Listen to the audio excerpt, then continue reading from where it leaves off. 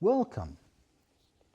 Today I will be reading my book, The Psychedelic Wayfinder, a Nordic shaman's guide to working with entheogens. It's available on Amazon in hardback, paperback, but also ebook. It's also available in Swedish, and in that case the title is Den psykedeliska vägvisaren. Of course, all links are below. Now let's get started.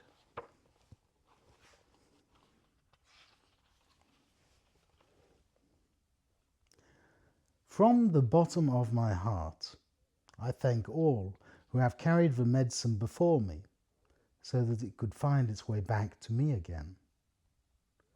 With reverence and gratitude, I pass it on to those who walk alongside and come after me.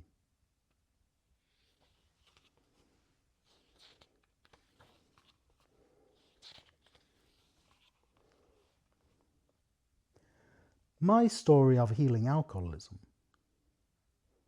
On the 18th of November 2005, my life was divided into a before and an after.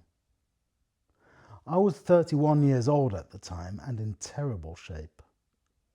An alcoholic since my late teens, unknowingly deeply depressed after a culture clash that had destroyed my self-esteem, long-term unemployed, and living in my grandmother's attic. Not much was right in my life as I drifted around in a haze. I didn't want to exist. I hated life, hated myself, and blamed everything and everyone else for the situation that I was in.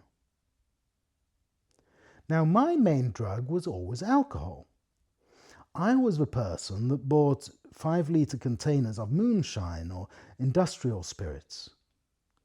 Other drugs didn't interest me much, although I would sometimes accept things that came my way when I was drunk. In the late summer of 2005, I also started smoking cannabis, but in the same way as I drank alcohol, to numb myself, to avoid responsibility, and to avoid life. "My friend has bought way too much LSD," my dealer said one day. "Would you like to buy some?" Without having the slightest idea what LSD was, I replied, "Of course. How much does it cost?" At the time, I would have said yes to anything that didn't involve needles. I wanted to escape reality and myself.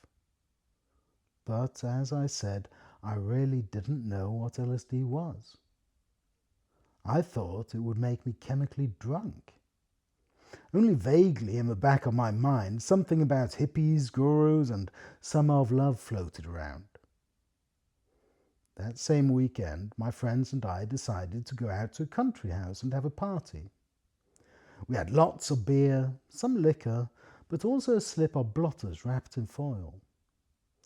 In something of a theatrical game, my friends got down on their knees and I acted as a 1960s LSD guru, placing a blot on each of their tongues. Once I had given them theirs, I took mine. At that time, I had no spiritual concepts. It wasn't just that I didn't believe in anything, but I was hostile to things that I did not understand. So, for example, I didn't have the concept of chakras, but that didn't matter for what happened next. About 2 hours after we took the LSD, my throat chakra opened wide, and from the base of my neck, a beam of energy shot straight up, out into the universe, and connected me to everything. Now, I realized that I could move up this energy beam, so I did. Just a few meters. When I looked at myself from outside, I saw that all the pain, all the sadness, the suffering, and all the failures I was carrying around and projecting onto others, they were my own creation. The realization that I create my own life hit me, and I realized that just as I can create fog of pain and anger, I can choose to create clarity, liberation, and harmony. At that moment, I chose a different path. It took no effort. It was like switching on a light. I chose to take back control of my life, to take responsibility for my choices and to begin to clear the fog and pain. I chose to heal. And my experience of leaving my body and being connected to everything lasted for about 20 minutes. Then a new chapter of my life began, and I have not drunk alcohol since. I expected to go on a chemical binge. Instead, I woke up. I am not unique. For a long time, I thought my experience was unique.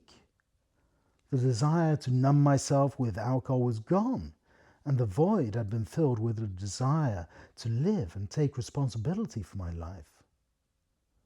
From what I knew then, it was completely incomprehensible, a true miracle. But the more I read, the more I realized that I was by no means unique.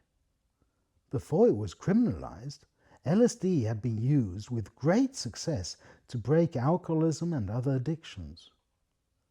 One of the founders of AA, Bill Wilson, even had far-reaching plans to integrate LSD into the work of the organization. As I did my research, I found many similar stories of miraculous recovery from all kinds of serious conditions.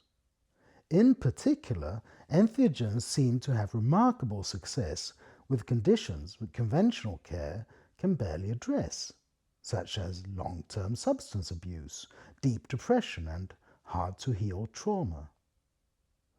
I was just one of many. It was a miracle that happened to me, but miracles are not as rare as we might think. On the contrary, they seem to be quite common among people who turn to entheogens in search of healing. A shamanic perspective. Since the night when I awoke, I have dedicated myself to the journey of healing and growth. I have used many methods and tools along the way, but entheogens have formed a symbiosis with me. It turned out that I was a natural at navigating non-ordinary states of mind, extracting the wisdom and seeing how it can be put into action. In contact with Mother Earth, the sacred mushroom, the spirit world, and past lives, I eventually remembered the shaman within, the one I had already lived in so many previous incarnations, the one who already knew. Shamanism is the oldest context in which entheogens have been used, and that is where I belong. I am a shaman in the service of a sacred mushroom. Therefore, I take a shamanic perspective in this book.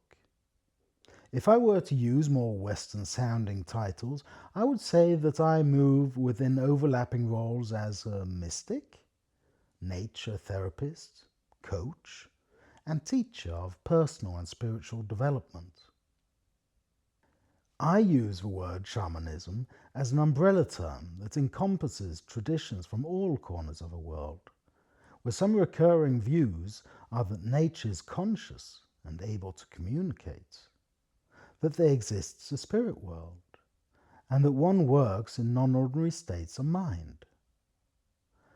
But, peeling off yet another layer, I would say that it is spirituality based on one's own experience, as opposed to relying on the stories and interpretations of others. That means that everything that I describe in this book is rooted in my own experience. While I imagine that much of it will apply to most of us, by no means all of it will.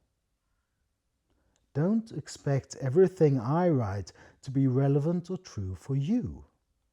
Instead, try to find an approach that works for you.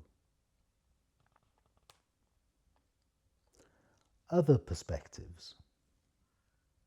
Today there are several partly competing perspectives on entheogens, two of the most common being the medical and the scientific. Although my knowledge in many cases obviously overlaps with these, I do not claim to speak from them.